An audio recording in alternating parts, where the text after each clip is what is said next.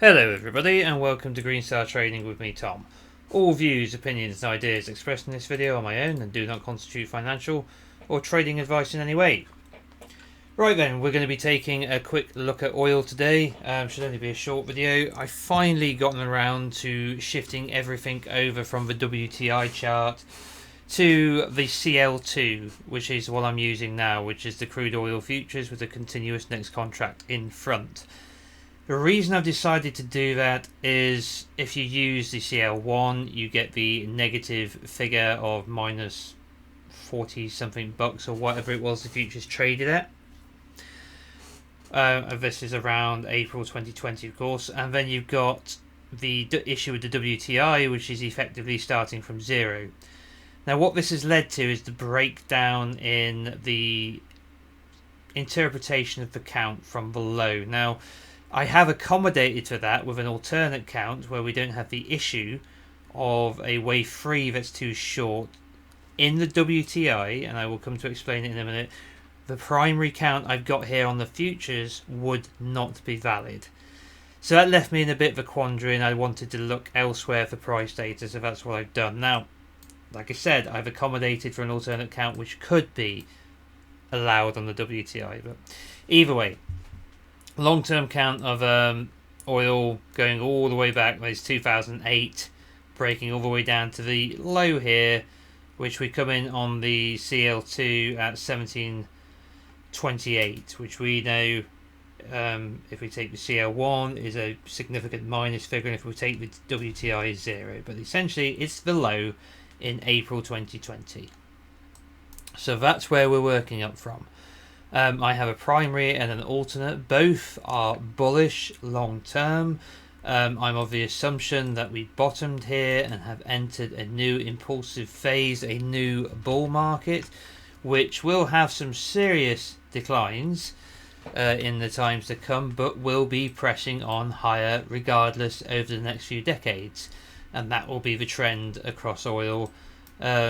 Next few years, next few decades, or whenever, however long it takes, oil price is going to seek out new highs and continue to do so. That's the general idea. Excuse me. Okay, so before we dig into the actual Elliott wave count here, let's just have a quick recap of what we see. Now, we know if we run up from zero on the WTI chart, we get hundreds of thousands of % increase, and if we take the negative figure that futures reached and measure to the current price, and we end up with gobbledygook. So here on the CL2 we get the 626% increase. So this has been a mighty initial move in a new bull market, an incredibly powerful move higher from an incredibly low base. Depending on where you begin, it's a low base no matter what. However, in the last two candles here on the weekly chart, we've had a 22% sell-off so far to current price. So a pretty significant decline from the high, with so much pouring into the market here at the highs because of obviously geopolitical issues, namely war, and the sanctions which have been levied on Russia. I think a lot of people have got very long, and that's normally a sign that we're at a top. Now, like I said, long term, I think oil is going to go higher, but every wave has a pullback at its completion, and every larger wave degree has a larger pullback, and I think there's a strong argument to suggest that we've reached that point here, and we'll now see a significant pullback. Before once again catching everyone by surprise and heading higher again. So, I've got two counts that express this. Both of them are bullish. But they're the best I've been able to come up with for the meantime. So, let's bring up the primary idea first. Okay. And this is the idea that we've had a 1, 2, 3, 4 blow off fifth into a primary one, and now that everyone's gotten bullish here at the top, this will be the correction into a deep 2, and then the 3 will take us bigger than the 1 off to new all-time highs, and that will be the next huge move in this bull market higher, but we have to go through a correction now. Now, I could be wrong, and I have an alternate count which allows us to continue to step this thing up. Okay, which is also a possibility. We don't know how bad things are going to get. Okay, and we don't know how bad inflation is going to run rampant in these commodities markets. Now, I think long term the trend is probably going to be clear, but in the shorter term, anything can happen. So, I lean into this more, I feel, because with this interpretation here, it fits our CL2 chart. Now, this does not fit our WTI chart. Okay, just to be clear. So if you were applying this count to the CFDs on West Texas Intermediate, you would not be able to get this legal, because the wave 1 was longer than the 3 and the 5 was longer than the 3. The 3 was the shortest, which is a big no-no. Now here it's not an issue. So let's just go through the levels we actually observed here. And we'll start by measuring our 3 relative to our 1 on the way to retracement. I like this because we get a 1618. Typical. It's a little short, but we come up through it in a swing wave here, in a B wave. And we get this bullish flat. Now, it's rare because it's a running flat, but if we look at what follows it, the bullish flat being in its place makes sense because of the subsequent price action. It's a sign that there is a lot of underlying bid in the market, and the swing high followed by the shorter low, which doesn't make a new low, is a sign of extremely strong bullish bid in the market, and that's exactly what we got in this final run-up. So let's now compare the length of the 5th wave to the 3rd from our 4th. As you can see, the 5th wave peaks significantly beyond the length of the wave 3. In fact, it almost makes it to 161.8% the length of 3, and 3 was 161.8% the length of 1. So it's a big bloody 5th wave, right? It's not a massive mind-bending like 5th wave extension, but it's bloody big, and it's plenty big enough to be long to this same wave degree. I think to break this down as an extension is possible, but I think it's pretty extreme at that point. So I'm tempted to go with this and assume that the larger pattern at primary degree will play out over many years to come. And that's my preference for the moment. So, assuming we've reached this level, we've turned around, we've got a 5 that's longer than the 3, 3 that's longer than the 1. The 3 is not the shortest, it's a legitimate impulse wave. And now we will retrace this whole move, if this is correct. So what are we looking at retracing here? So let's change this over to a wave 2. And essentially looking for it to settle somewhere in here, between the 50 and the 78.6. Right, now the obvious place, 50 to 61.8 here, I would argue, because we've got all of this prior structure. Big chunky price structure going on here. Okay.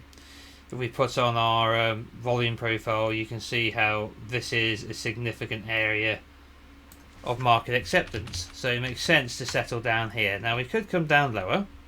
You know, if we put on our VPR, and again, where is it? VPVR, sorry. You can see that we have an area of control around here, which is our wave 1 and our wave 2. Now we could have a deeper retracement down to here, but I think 50 to 61.8 is plenty. So we're probably going to work our way down into something like this, into this territory here. I don't know how long it's going to take. Could take a long time, could be over relatively quickly, but that's roughly where I would expect us to come back to. Okay, so we'll leave that in place and we'll lock this in place and say we're expecting a 50% sell-off. Right.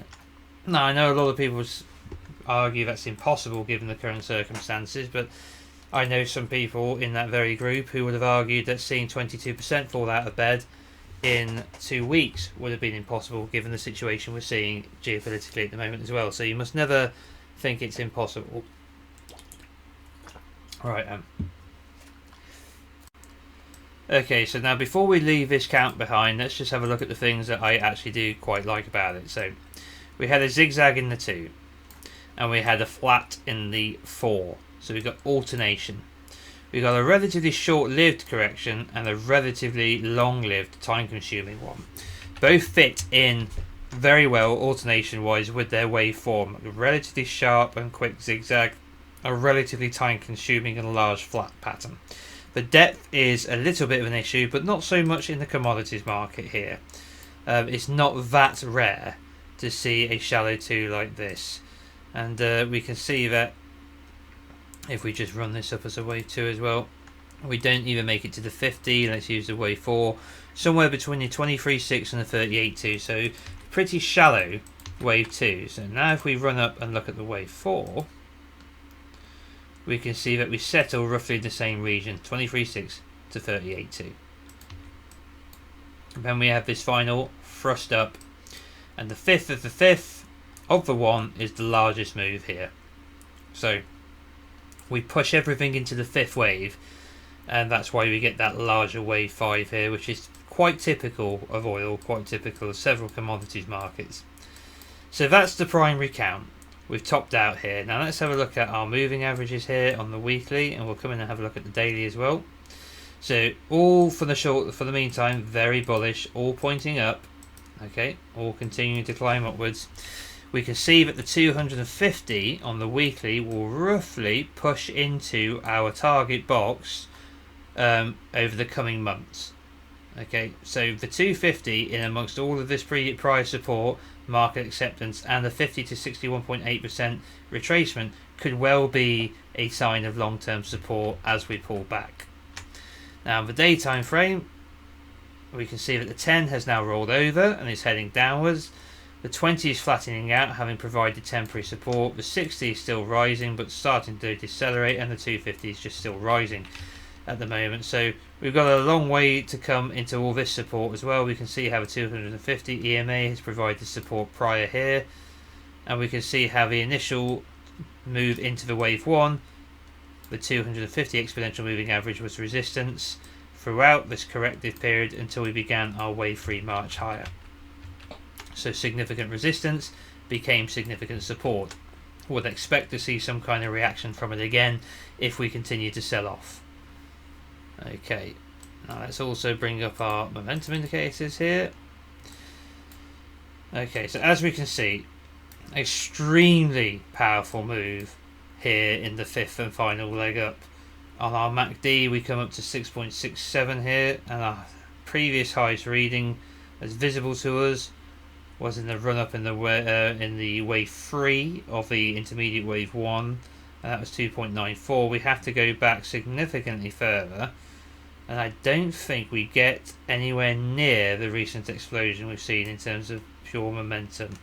So no, this is a truly blow off kind of move we've got going on here. We've reached extremely overbought conditions in the RSI with no negative divergence signaling this breakdown. We just put in a high and a higher high. Now we did have a little bit of hidden weakness, right? So we've got higher highs and higher highs in price, but you can see how we've had this weaker low and higher low, low and lower low, while we set higher lows here, right?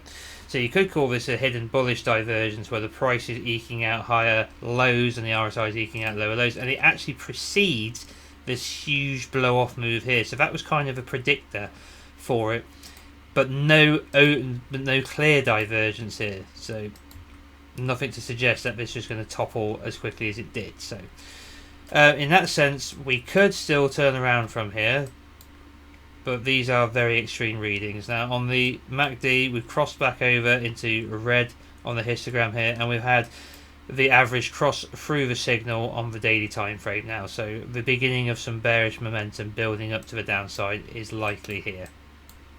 Right, so that's how I see the primary counts, and now let's consider the alternative, right, which is that we're not going to get a huge primary 2 correction now, but we're actually leveling this thing up considerably, right?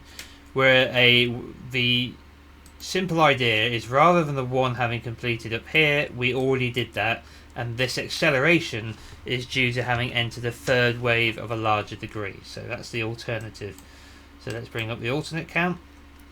So we get 1, 2, 3, 4, 5 into a primary one here, rather than here. And therefore this is a 2, flat, bullish flat in a 2 in this case.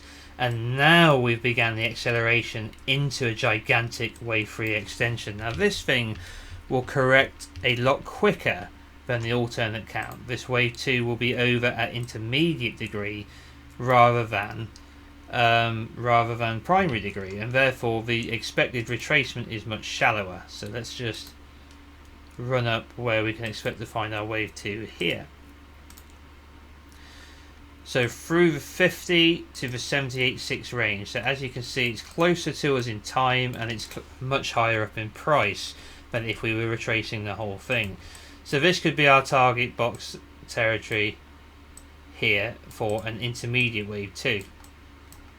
I think it's easily possible that we put in, excuse me, doodling on the chart, some kind of move into this territory here. And that could be your intermediate 2. And then we could get out of here. Now, it could be even quicker. It could be a really fast and violent 2.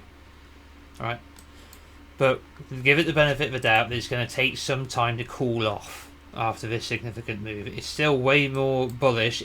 I guess you could argue it's slightly less bullish long term because we've only just completed the primary one in the primary count where it's already over here. What I mean is the shorter term moves are going to be much more bullish than the primary count, which is going to see a deeper correction. But both are bullish essentially. So let's just add in the invalidation point for this count, which is back here. And we'll add in a price. We'll get rid of this, or we'll put this in the primary folder because that applies to where we're expecting this to be. And we'll just say, we'll call this the target box, wave 2.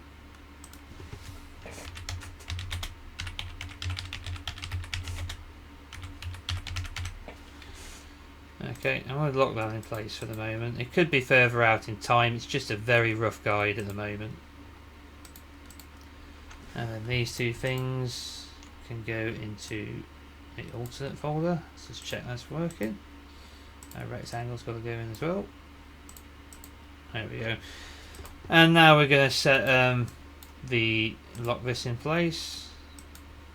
And that horizontal rate. Lock that in place as well. And this is